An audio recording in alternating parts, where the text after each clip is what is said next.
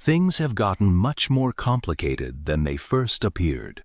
At first, the conversation seems pretty calm. They are sitting together and trying to make sense of everything that happened before the latest events. The discussion turns toward the different paths that have already played out, and it becomes clear that this isn't the first time they've been through these events. One of them explains that there are basically two important routes to consider. There is the hope route, the path that seemed to lead toward a better outcome. And then there is the failure route, the path where everything eventually falls apart. But the scary part is that the failure route isn't just a small mistake or a bad decision. In that timeline, the Eastern Empire launches an invasion, and the situation turns into a massive war between the East and West. At first, it sounds like the Empire should be the biggest threat. They have a huge military force and plenty of dangerous weapons. But then, something even worse happens. Veldora gets involved. Instead of simply stopping the invasion, Veldora goes completely out of control.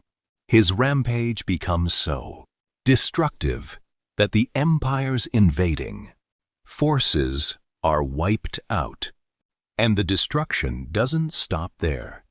The damage becomes so severe that even Tempest itself ends up being ruined.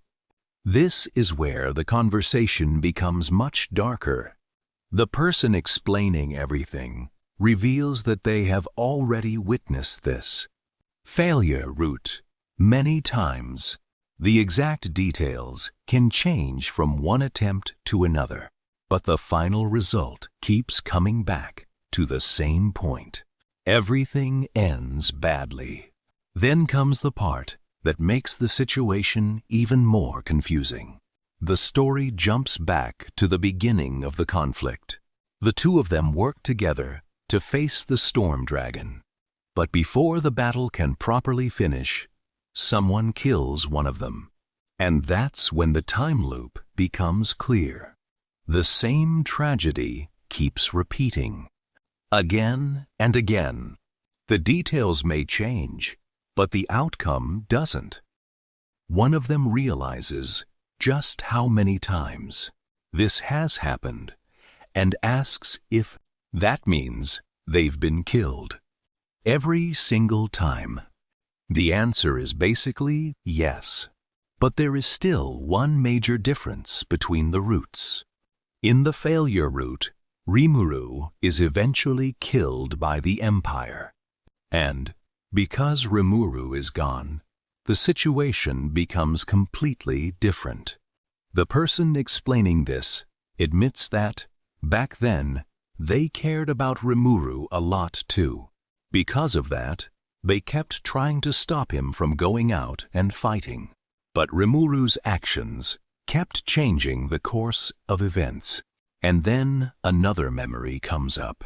The Empire is enormous, and fighting against them seems almost impossible. Even so, someone keeps showing confidence and saying they will handle the situation. That confidence becomes something the others remember. They also remember receiving a strange mask, something that was given to help calm their nerves.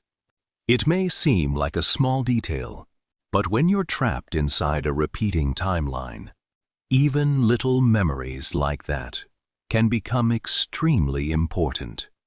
Because every loop leaves behind something. A different decision, a different outcome, a different memory. But despite all those changes, the failure route keeps returning to the same terrible ending.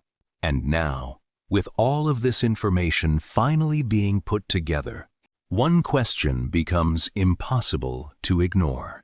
If the same future keeps happening over and over again, what exactly has to change to finally break the loop? Because this time, They aren't simply remembering the past. They're trying to find a route where the ending is completely different.